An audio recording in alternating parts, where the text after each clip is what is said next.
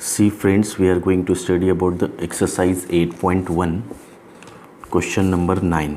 8 तक क्वेश्चन अब तक पहुंच गए। देखो क्वेश्चन नंबर 9 टेक्स्ट बुक से रीड करते हैं हम। In a box of floppy disk it is known that 95% will work. A sample of 3 of the disk is selected at random. Find the probability. देखो क्या बता रहा है कि इसमें तो पहले देखो सबसे पहले हमको एन बी मिल गया, पर पहले क्या बता रहा है 95%। जो भी परसेंट में दिया हुआ रहता है उसको पहले परसेंट से कन्वर्ट कर दो, है ना। तो सॉल्यूशन में क्या लिखेंगे, देखो सॉल्यूशन में लिखेंगे the probability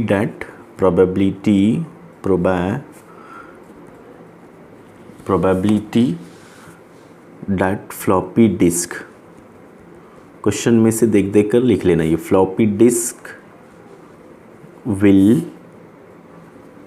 work, floppy disk that will work P is equal to 95%, यानी 95% को चेंज कर दो, कितना आएगा 95/100, कितना आ जाएगा देखो 5 से 5 1 ज़ा 5, 5 9 ज़ा 45, 5 2 ज़ा 10, 0, यानी 19/20 आपका P आ गया है। अब Q को फाइंड कर दो, Q क्या आ जाएगा 1 माइनस P, है ना। 1 माइनस P क्या है 19/20, सो 21 ज़ा 20, 20 माइनस 19 क्या आ जाएगा 1/20, ये Q आ गया, ये एक P आ गया था और ये Q आ गया था। अब N की वैल्यू भी देखो क्वेश्चन में बता रहा है कि a sample of 3 of the disk is selected, यानी N इज इक्वल टू 3 आ जाएगा। ओके चलो अब हम क्या कर लेते हैं इसको बच्चों, N मिल गया, P मिल गया, अब हम सॉरी फार्मूले में रख कर सॉल्व करते हैं। X है ना, N P, इसमें रख दो वैल्यूज़, क्या आ जाएगी देखो इसमें बाइनोमियल N क्या है हमारे पास 3 है और P क्या है हमारे पास 19/20 है। बिल्कुल इजी है। अब देखो हो गया लगभग, समझ लो उसका फर्स्ट क्वेश्चन, उसके पार्ट से टोटल 4 क्वेश्चंस है ना उसके, फर्स्ट सेकंड थर्ड फोर्थ। तो फर्स्ट देखते हैं, इसमें क्या बता रहा है कि नन ऑफ द वर्क, कोई भी वर्क नहीं करेगा, नन ऑफ द वर्क, कोई भी वर्क नहीं करेगा, कोई भी काम नहीं करेगा फ्लॉपी डिस्क में। तो कोई भी नहीं करेगा मतलब क्या आ जाएगा P x is equal to 0 आ जाएगा, है ना। अब फॉर्मूला लिख दो NCX P raise to x Q raise to n minus x। चलो n की वैल्यू क्या है हमारे पास देखो 3 है, 3C, x की वैल्यू हमारे पास क्या है यहाँ पर x इज इक्वल टू 0 है, नन बता रहा है ना। P की वैल्यू क्या है हमारे पास बच्चों 19/20 है, यहाँ पर रख दो 19/20। ओके x की वैल्यू फिर से क्या है 0 है, Q की वैल्यू हमारे पास क्या है 1/20 है और n माइनस x, n क्या है 3 माइनस 0। ओके देखो अभी बिल्कुल इजी हो गया, अब ये बार बार देखने की ज़रूरत नहीं पड़ेगी।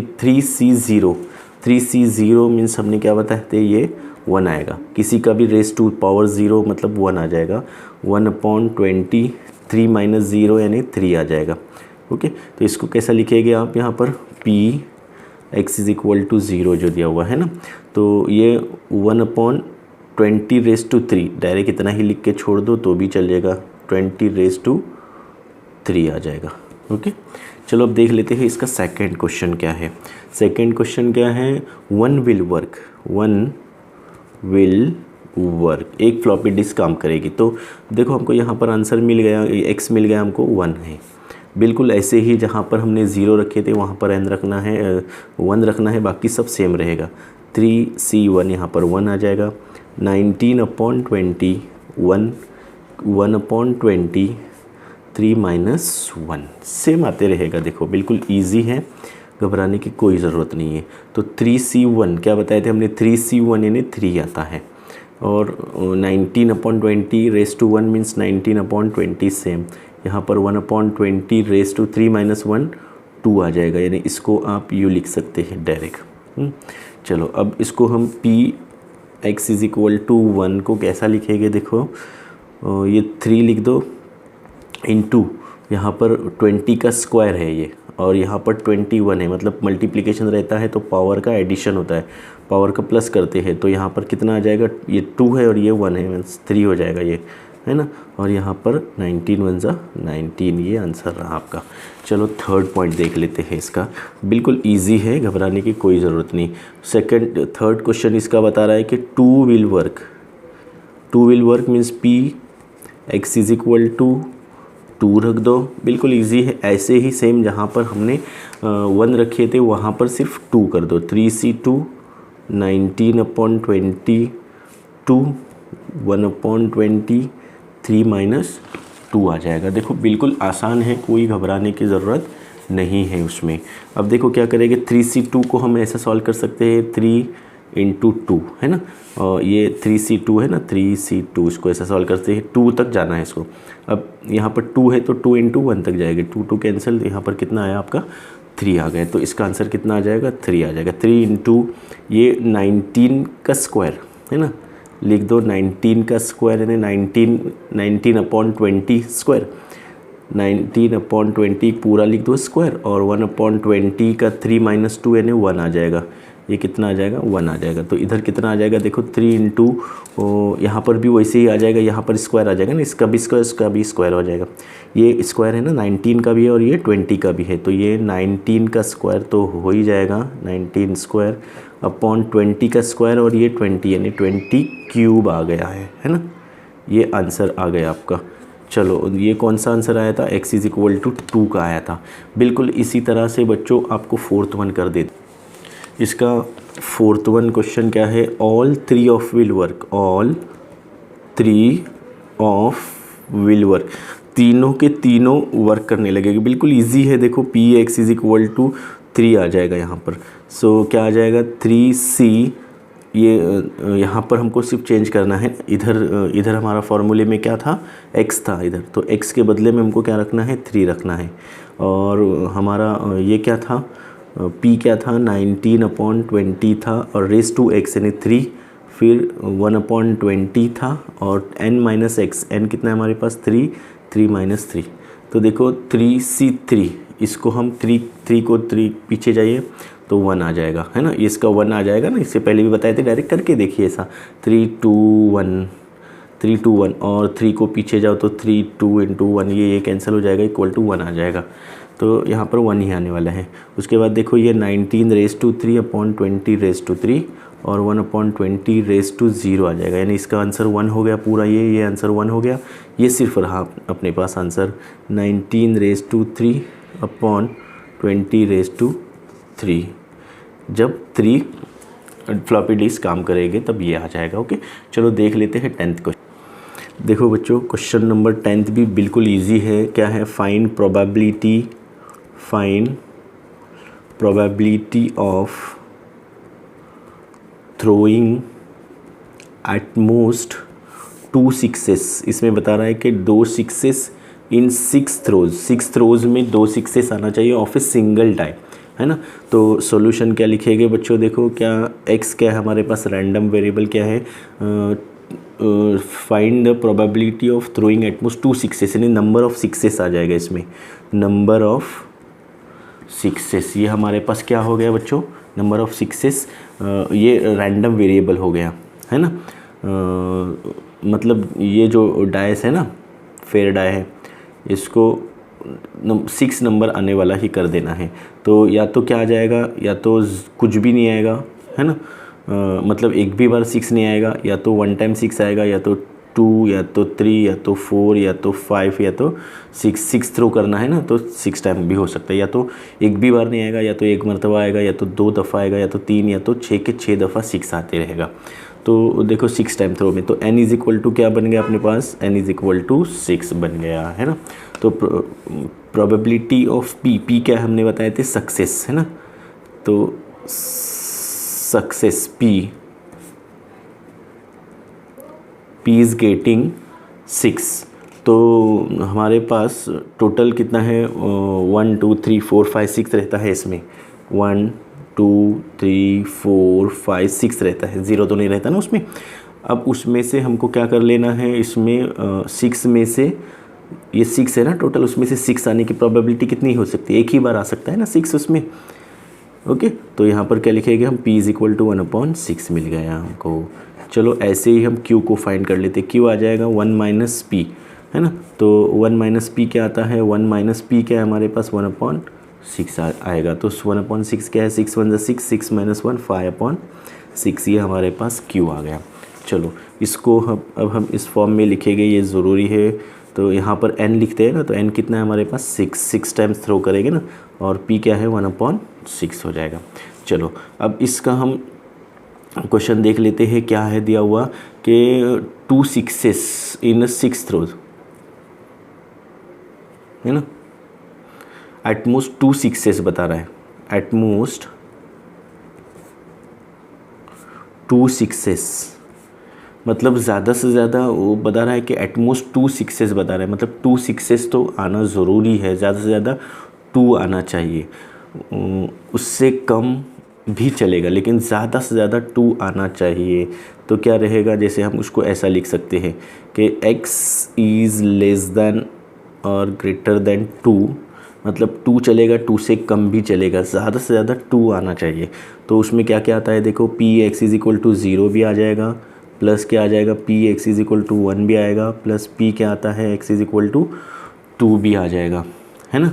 तो इसमें है ना, तो इसमें देखिए 2, अब जैसे हमने 1 माइनस वाला जो फार्मूला बताया था, अगर इसमें हम यूज़ कर लेते हैं तो प्रॉब्लम क्या आ जाएगा देखो, 1 माइनस वाला इसमें फार्मूला मत करो, क्योंकि ये बता रहा है 2 चाहिए या 2 से कम। अब 2 से कम करते हैं तो हमको नंबर लगेगा, तो 2 से कम 0 1 2 0 1 2 आता है ना।